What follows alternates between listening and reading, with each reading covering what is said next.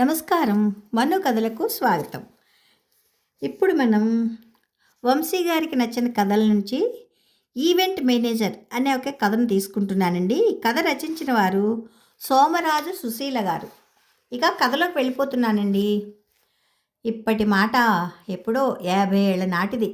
రెండో ప్రపంచ యుద్ధం డిప్రెషన్లో చిత్తయి కుందేలైన కుటుంబంలో పెద్ద పిల్ల పెళ్ళి, అది మేనమామతో. గుడి సత్రంలో ఎవరు మగ పెళ్లివారో ఎవరు ఆడపెళ్లివారో ఖచ్చితంగా చెప్పలేని పరిస్థితి. పెళ్లివారి బస్సు సత్రం ముందు ఆగగానే పెళ్లి కూతురు తల్లి వియపురాల్ని కావలించుకుని అమ్మా అంటూ బావురమంది. తప్పు తప్పు, శుభమా అంటూ పెళ్లివారొస్తే అలా కళ్ళనీళ్ళు పెట్టుకోకూడదని పెద్దవాళ్ళు కేకలేశారు. ఆ ఏడుపేదో అప్పగింతలయ్యాకంటూ కన్యాదాత కసురుకున్నాడు. మీ ఇంట్లో అందరూ ఇంతే, మనసులు మహాకఠినం. మన చిట్టుగాడుండుంటే ఈవేళ ఎంత సందడి. అక్కని నేల మీద నడవనిచ్చేవాడా? మీరొక్కరే అన్ని పనులు వండుకుంటూ సైకిల్ మీద తిరిగేవారా? నా బతికే పాపిష్టిది. 5 ఏళ్ల నాడు 2 రోజుల జ్వరంతో కన్ను మూసిన కొడుకుని తలుచుకుని మళ్ళీ ఇంకొక వరుస కన్నీళ్ళు ఆపుకుంటూనే తమ్ముడికి, అదే కాబోయే అల్లుడికి హారతిచ్చింది. ఆ రోజుల్లో మనుషులు పోయి 10 ఏళ్ళైనా కూడా శుభాశుభాలప్పుడు అయిన వాళ్ళు కనిపిస్తే కన్నీళ్లు నదులుగా ప్రవహించేవి. మరిప్పుడు ఎవరైనా పోయారని పలకరిద్దామని ఏమన్నాడో పెడితే పిజ్జాలో బిర్యానీలో తెప్పించుకుని సీరియల్స్ చూస్తూ తింటూ ఉంటారు. పోయినవాడి ఫోటో ముందుంచిన అగరొత్తుల పావుకు దగ్గుతూ విషాదాన్ని వెంటనే మర్చిపోవడం ఇప్పటి పద్ధతి. ఒక్క రాజకీయ నాయకులు పోతే మాత్రం టీవీ సాక్షిగా దేశమంతా 3 రోజులు ఏడుస్తుంది. బస్సు దిగిన వాళ్ళు పెద్ద పెళ్లివార్ల డాబుగా ఏమీ లేరు. తెల్లారగట్ల లేచి బస్సులో కోటిపల్లి రేవుకొచ్చి గోదావరి దాటి మళ్ళీ బస్సు ఎక్కి 4ంటికి విడిదికి చేరిన వాళ్ళెంత నీరసంగా దుమ్ము కొట్టుకుపోయి ఉంటారో అలాగే ఉన్నారు.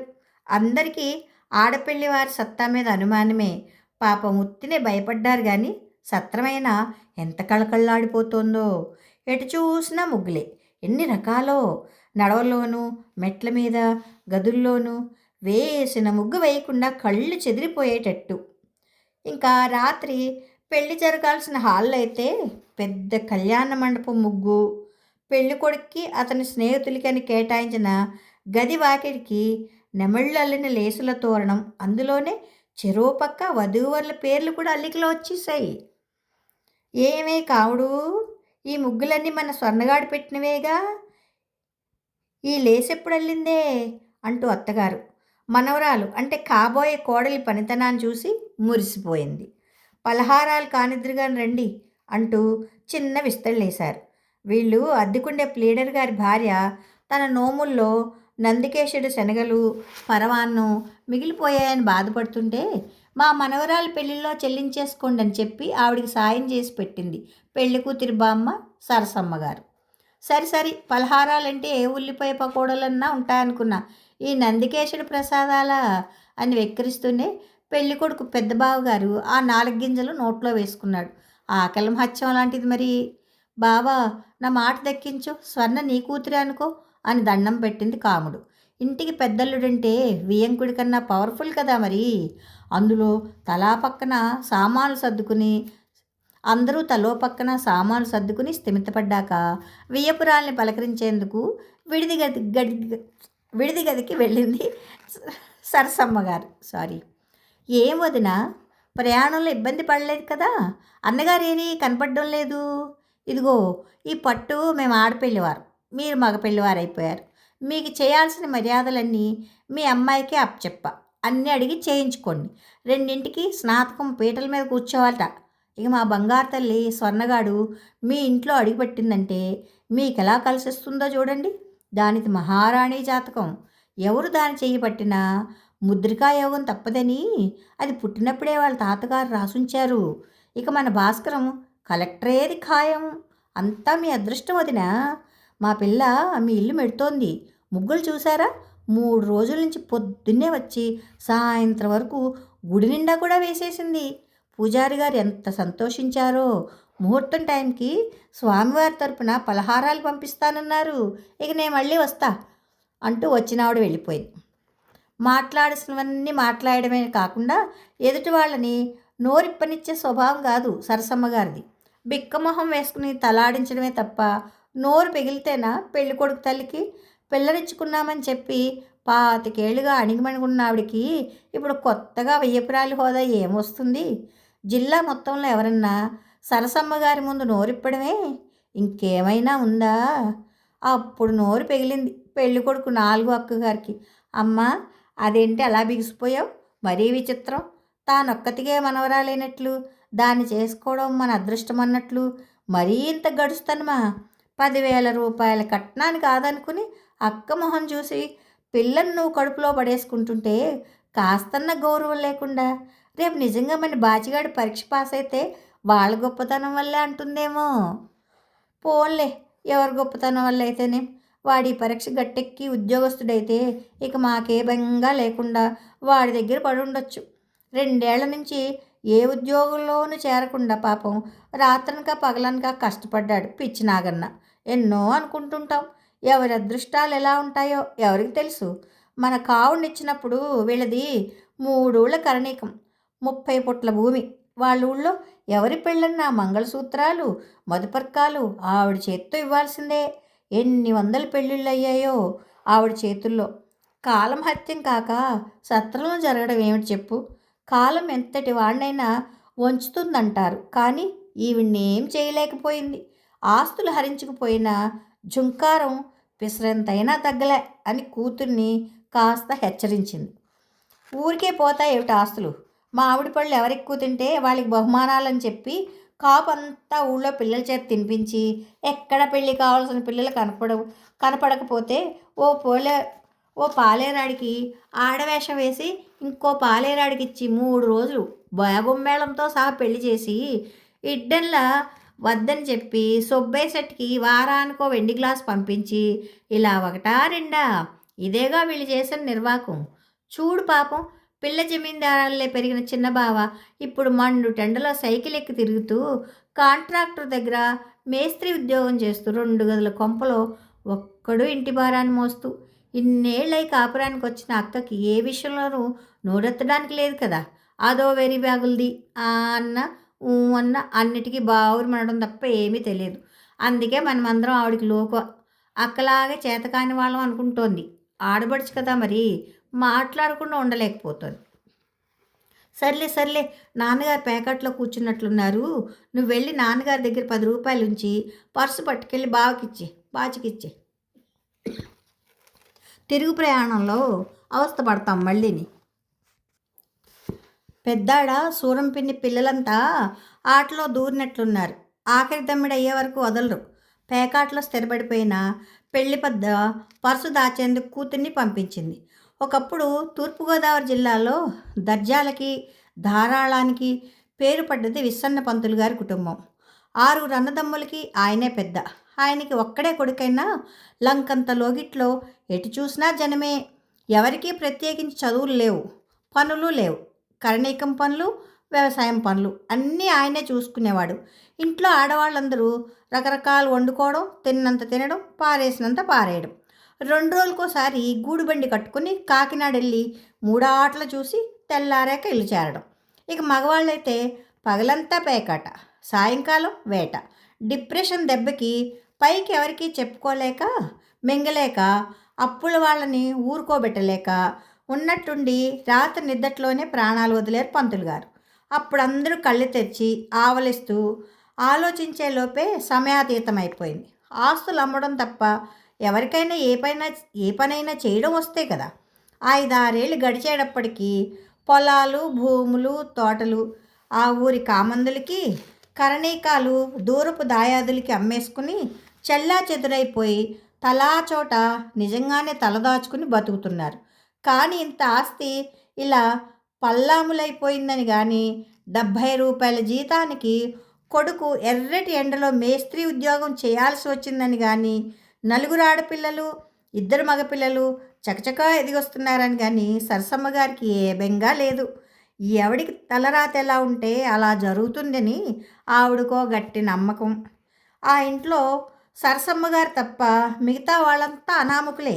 అయినప్పటికీ 18 ఏళ్ల మనవరాలు స్వర్ణ మాత్రం నిజంగా బంగారు బొమ్మే. బామ్మకి తగ్గ మనవరాలు. ఏ పని చేసినా వచ్చు వరం ఉండవు. ఓ లేసులల్లడమేనా, ముగ్గులు పెట్టడమేనా, గోరింటాకులు పెట్టడమేనా, ఎవరి పెళ్ళిళ్ళకైనా రకరకాల పువ్వులు జడలేయడమైనా అన్నిట్లోనూ ఫస్టే. అవన్నీ చూసే కదా పాపం బాచిగాడనబడే భాస్కరం మనసు పారేసుకున్నాడు. భాస్కరానికి బయట సంబంధం చేసుకుంటే వాళ్ళిచ్చే 10,000 కట్నంతో ఆఖరి దాన్ని పెళ్లి చేయాలనుకున్న ఇంటిల్లిపాది ప్లాన్లు తలకిందులైపోయాయి. మరి చెల్లాయి పెళ్ళాలా అంటే, నే అప్పు చేసి పెళ్లి చేసి తర్వాత తీర్చుకుంటాలేమ్మా, స్వర్ణని కాదంటే నేను పెళ్ళే చేసుకోను అని భీష్మించుకుని కూర్చున్నాడు. మావయ్య చేసుకోకపోతే నేను నూతిలోకి దూకి చస్తానని ఇది కూడా బెదిరింపు. ఇంకెవ్వరూ మాట్లాడకుండా బాచిగాడి పరీక్షలు అవగానే ముహూర్తాలు పెట్టేసుకున్నారు.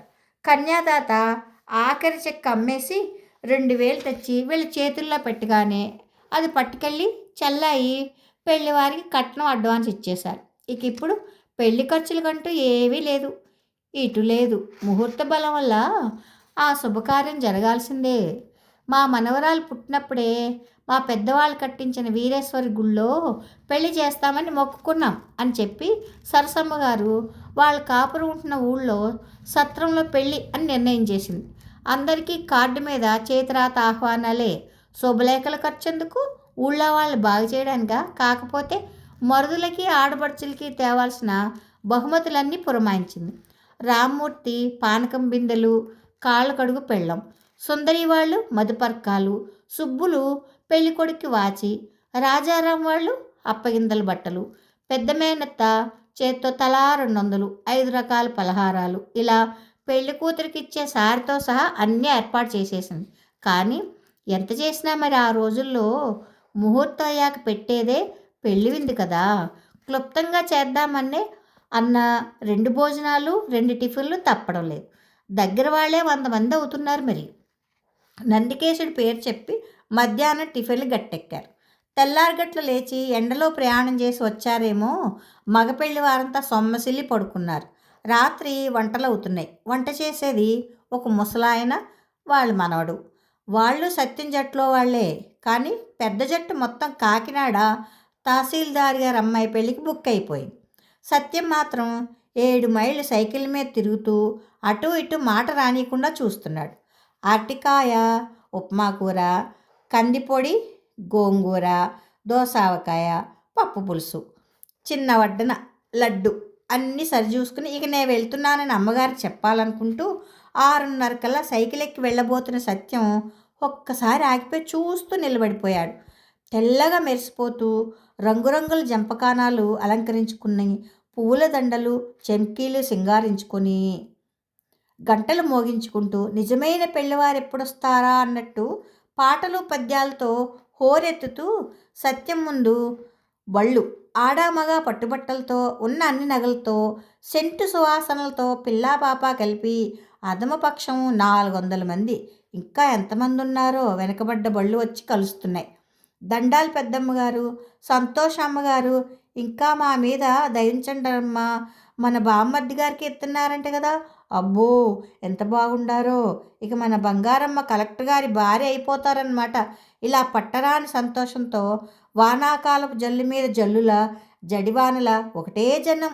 ఊరి నుంచి పెళ్లి బళ్ళు వచ్చాయని విని సరసమ్మగారు వాకిట్లోకి వచ్చింది. ఏం కనకయ్య, బాగున్నావా? మమ్మల్ని మర్చిపోయావనుకున్నా. ఏరా కన్నలు, మనోడట్రా నీకు? ఏం పేరు పెట్టావు? బాపినీడి గారు మా మూల పొలం ఎలా ఉందోనని వెనకాడారు. మొన్న 45 బస్తాలు అయ్యాయట కదా. ఇలా ఒక్కొక్కళ్ళనే పలకరిస్తోంది. అందరికీ వాకిట్లో జంపకానాలు బరిపించి కూర్చోబెట్టించింది. కోడలు కంగారు పడిపోతోంది. అత్తయ్య ఎలా ఎలా అంటూ భయానికి అప్పుడే ఆ అర్భకురాలి కళ్ళల్లో నీళ్లు తిరుగుతున్నాయి. నువ్వు మాట్లాడకుండా ఇక్కడి నుంచి పోయి మీ అమ్మతో కబుర్లు చెప్పుకో. విడిదిల్లు విడిచిపెట్టి రాకు. మన చవటని నేను ఒకసారి పిలిచానని చెప్పు అని కోడలికి ఆర్డర్ వేసింది. అది ఎవరో తెలుసు కాబట్టి కావుడు వెంటనే వెళ్ళిపోయింది. ఇంకా అప్పటికి ఆ సత్రంలో కరెంటు దీపాలు లేవు, అన్నీ నూనె దీపాలే. వాటికన్నా గాడిపోయి వెళ్తేనే మెరుగ్గా ఉంది. భోజనాల టైంకి వెలిగించుకోవచ్చునని చెప్పి 2 పెట్రోమాక్స్ లైట్లు తెప్పించుంచారు. కాసేపటికి ఆవిడ గారి వంశోద్ధారకుడు కన్యాదాత వణుక్కుంటూ వచ్చాడు. ఏమిటే అమ్మా పిలిచావుట అంటూ. నే బతికుండగా తీరు వస్తుందట్రా నీకు? మన ఊళ్ళో పెళ్లి పెట్టుకుంటే తట్టుకోలేమని చెప్పే కదా దిక్కుమాలిన వాళ్ళని సత్రంలో చేస్తున్నాం. చిన్నప్పుడే మొక్కుకున్నామని పుట్టిడు అబద్ధాలాడి ఎక్కడెక్కడి వాళ్ళకో 5 రోజులు పెళ్లి చేసిన దాన్ని సొంత మనవరాలి పెళ్ళి అర్ధరాత్రి ముహూర్తం ఏరి కోరి పెట్టించి గుట్టు చప్పుడు కాకుండా కానిస్తుంటే నీకేమైనా చీమ కుట్టినట్లుందా? బాధ్యత ఎప్పుడు తెలుస్తుందిరా? మన ఊరెప్పుడు వెళ్ళావు? వీళ్ళందరినీ ఎప్పుడు పిలిచావు? పోనీమంటే ఇలా పిలిచానని నాతో మాట మాత్రమేనే చెప్పావా? మన ఇల్లు అమ్మేశాక నేను నా ఊళ్ళో అడుగుపెట్టానా? ఇప్పుడే గంగలో దూకమంటావురా? ఆవిడ మాటలు వింటున్న సత్యం కల్పించుకున్నాడు. కంగారు పడకండమ్మా, నేను గంటకి వెళ్తాగా. ఇప్పటి మట్టుకు అన్నీ సరిపోతాయి. ఒక్క మూట బియ్యం పడేయండి చాలు. మీకు మాట రానిస్తానా అంటూ ఎక్కిన సైకిల్ దిగి అరటిగల ముందేసుకున్నాడు సత్యం. ముహూర్తం పెట్టడానికి పేరే శాస్త్రి గారు మన ఇంటికి వచ్చినప్పుడే అడిగానే ఓ 500 పెళ్లినాటికి సర్దమని. శివరాత్రి వెళ్ళాక రమ్మన్నారు. ఆ డబ్బులు తీసుకోవడానికి వెళ్ళినప్పుడు అబ్బాయి గారు ఇటు వచ్చారేంటో అని అందరూ అడుగుతుంటే మిమ్మల్ని పెళ్ళికి పిలవడానికి వచ్చారని ఆయన చెప్పారు. ఒకళ్ళకి చెప్పి ఇంకొకళ్ళు చెప్పకపోతే బాగుండదని అందరికీ చెప్పొచ్చా. శుభలేఖలు ఇవ్వలేదు కదా, ఎవరు రారేమోలే అని నీతో చెప్పలేదు. నిజంగా ఇంతమంది వస్తారనుకోలేదే. సర్లే, వాకిట్లో అందరినీ జాగ్రత్తగా పలకరించు. పాపం వాళ్ళు ఏ వేళప్పుడు బయలుదేరారో. దాహం కనుక్కో, భోజనాలు ఏర్పాటు చేసి పిలుస్తా అంది. పెళ్ళికని వచ్చిన రైతులెవరు చేతులు ఊపుకుంటూ రాలా. 10 అరటిగలలు, గుమ్మడికాయలు, ఆనపకాయలు, బండెడు గుమగుమలాడిపోయే చిన్న రసాలు, పెళ్లివేళ దాహానికని కొబ్బరి బండాలు, అన్ని వీసులన్నీ 5 వీసుల నెయ్యి, అరిసెలు అన్నీ తెచ్చారు. కానీ బియ్యం మూట మాత్రం ఎవ్వరూ తేలేదు. ధైర్యంగా మిగతా వంట కానిస్తున్నారు. ఎసళ్ళు మరిగిపోతున్నాయి. ముందు మగపెళ్లివారి భోజనాలు అవుతున్నాయి. వంట సావిట్లో సత్రం గుండెగలు మెరిసిపోతున్నాయి. ఆవిడ నెమ్మదిగా ప్రభాకరాన్ని పిలిపించింది. ఒరే, దొడ్డుగుమ్మం దగ్గరికి కళ్ళిగాడిని బండి తోలుకురమ్మను. ఇదిగో ఈ గుండి గట్టుకెళ్ళి కాస్త అసింట ఉన్న ఏ కొట్లోనో పెట్టి బస్తా బియ్యం మంచిగా వేయించుకురా. ఎవరికంటా పడకూడదు. తెల్లారేటప్పటికి విడిపించుకుంటామని చెప్పు. ఇక్కడున్నట్టు రావాలా. ఈ విషయం బయటికి పొక్కిందో అదిగో ఆ గుళ్ళో కూర్చున్న 3వ కంటివాడి సాక్షిగా ఈ నూతులకు తోసేస్తా నిన్ను. వినిపిస్తోందా? వాడు మహా అసాధ్యుడు. నెమ్మదిగా గుండెగా నీళ్లు పారబోసి బండిలో పెట్టుకెళ్ళి 15 గంటలో బియ్యం బస్తాతో తిరిగొచ్చాడు. ఎవరన్నా చూశారేమిట్రా? లేదు దొడ్డ, కొట్లో కూడా వెళ్తులేదు. తెల్లారేలోపు వచ్చి తీసుకుంటాం అని తీసుకొచ్చా. అవును, ఇప్పుడు లేని డబ్బులు అప్పుడు ఎక్కడి నుంచి వస్తాయే? నీ అత్తారిస్తారులే వెధవా, అన్నీ ఆరాలే. ఇక ఇక్కడ చేసిన చాలు కానీ పోయి వడ్డను కలుస్తుందో లేదో చూడు. అరటికాయ ముక్కల్లో అగరొత్తులు గుచ్చారో లేదో. కళ్ళిగాడిని రాయబారం పద్యాలు అందుకోమన్నానని చెప్పు. ఆఖరి బంతి భోజనాలు అవుతుండగానే పెళ్లి కూతురికి తలంటు పోయడానికి వెళ్ళిపోయింది. పెద్ద తలకట్టు సాంబ్రాణి పొగేసి చిక్కులు తీసి పొడుగు మొగ్గలు కనకాంబరాలు దవనంతో వదులుగా వంకీలు జడ కుప్పెలు. జడ చూస్తేనే కళ్ళు తిప్పుకోలేము. ఎప్పుడో 7:30 నుంచి దాచుంచిన తోపు రంగు ఆరని పట్టుచీర ప్లీడర్ గారు అబ్బాయి పెళ్ళికి కావుడికి పెట్టింది. ఇప్పుడు గౌరీ పూజకి అక్కరకొచ్చింది. కోరుకున్న మొగుడు దొరికాడన్న సంబరంతో కళకళ్ళాడిపోయే ఆ చక్కదనానికి వేరే అలంకారాలు ఎందుకుట. 4:15కి ముహూర్తం అయింది. స్వామివారి తరపున వచ్చిన గండుమల్లె పూలదండలతో పెళ్లి మండపం గుబాళించిపోయింది. వాళ్ళిద్దరి తలంబ్రాల పోటీ కాదు కానీ చుట్టూ మోగిన పిల్లమేళం నెత్తిన కూడా అక్షంతలు కనిపించాయి. పెళ్లి కొడుక్కి పిల్ల ధ్యాస తప్ప వేరే ఏ ధ్యాస లేదు. ఇక చదివింపులు మొదలయ్యాయి. అన్నీ విస్సన్న పంతులు గారి మనవరాలు చిరంజీవి లక్ష్మీ సౌభాగ్యవతి స్వర్ణలతాదేవి గారికే. పెద్దిరాజు గారు, కనకయ్య గారు, బాపినీడి గారు, వెంకాయప్ప గారు, సీతయ్య గారు, బద్రిరాజు, వెంకట్రావుడు చదివింపులవుతూనే ఎండెక్కే లోపల ఊరు చేరాలని బళ్ళు బయలుదేరాయి. పలహారాల పర్యవేక్షణకి వంటసావిట్లోకి వెళ్ళింది కళ్ళు తుడుచుకుంటూ సరసమ్మగారు. ఊళ్ళో బండెక్కి షికారెళ్ళిన గుండిగా మళ్ళీ వచ్చి నేస్తాల సరసన ఏవి ఎరగనట్టు గట్టెనెక్కింది. అప్పయింతలై పెళ్లివారు వెళ్ళిపోయాక చూసుకుంటే అన్ని ఖర్చులు పోను రొక్కం 200. 3 నెలల గ్రాసం మిగిలాయి. సత్యం చేతులు 50 రూపాయలు పెట్టబోతే వద్దంటే వద్దు, స్వర్ణమ్మ నాకేమీ కాదా అంటూ దండం పెట్టి సైకిల్ ఎక్కి వెళ్ళిపోయాడు. అలా మావయ్యని వరించి పెళ్ళాడిన స్వర్ణ తాతగారు రాసిన జాతకం పొల్లు పోకుండా మగడికి ముద్రికాయోగం పట్టించి బామ్మ దీవెనలు ఫలించి తన ఇల్లు 1000 ఇళ్ళ మొదలై చుట్టాల సొరబి అయి బంధువుల భాగ్యశాలి అయి నూలు లేని పుట్టం కట్టుకొని లక్కలేని సొమ్ములు పెట్టుకొని తన పెళ్ళి స్వర్ణోత్సవం కూడా జరుపుకుంది. ప్రస్తుతం అమెరికాలో పుట్టి పెరిగిన తన మనవరాలి పెళ్లి ఏర్పాట్లు చేయాలని తాపత్రయపడుతోంది. మాటిమాటికి బామ్మను తలుచుకుంటూ ఆవిడెంత కష్టపడిందో అని నిష్ఠూరుస్తోంది. ఇంకా ముహూర్తం నెల్లాళ్ళుంది. ఆడపెళ్లివారు మగ పెళ్లివారు అందరూ అక్కడి నుంచి రావాల్సిందే. ఇక్కడ లంకంత కొంపలో పెద్దవాళ్ళు తప్ప ఎవ్వరూ లేరు. పెళ్లి కూతురికి ఇండియాలోనే పెళ్లి చేసుకోవాలని మనసేయడంతో ఇరుపక్షాల వారు సగం బోయింగ్ మాట్లాడుకుని వస్తారట ముహూర్తానికి 3 రోజుల ముందు. ఎలాగో ఏమిటో ఏం చేయాలో అని కంగారు పడుతుంటే భాస్కర్ రావు గారి గొంతు వినిపించింది. ఇదిగో బంగారు, విశ్వం ఫోన్ చేశాడు. పెళ్లి పనులన్నీ ఎవరో ఈవెంట్ మేనేజరుట వాళ్ళకి అప్పచెప్పాడుట. మనిద్దరం దేనికి హైరాణ పడక్కర్లేదు, అన్నీ వాళ్లే చూసుకుంటారుట. మనల్ని కష్టపెట్టకూడదని వాడికి ఎంత తాపత్రయమో. పోనీలే, ఇది మన మంచికే, ఎందుకు కాదు? మనకన్నా పుచ్చుకునేవాడికి మరీ మంచిది. 3 లక్షల అడ్వాన్స్ 3 అయితే మొత్తం బిల్లు ఎంత అవుతుందో. ఇంతకీ అన్ని లక్షలు పుచ్చుకుని వాళ్ళు ఏం పనులు చేస్తారో. పెళ్లి పిలుపులు, రిజర్వేషన్లు, హోటళ్ళు, పెళ్లి బ్రాహ్మణులు, వీడియోలు, వాయినాలు, బహుమతులు, రిసెప్షన్ కచేరీ, ఒక్కటేమిటి 3 మిళ్ళేయడం తప్ప అన్నీ వాళ్ళే చేస్తారట.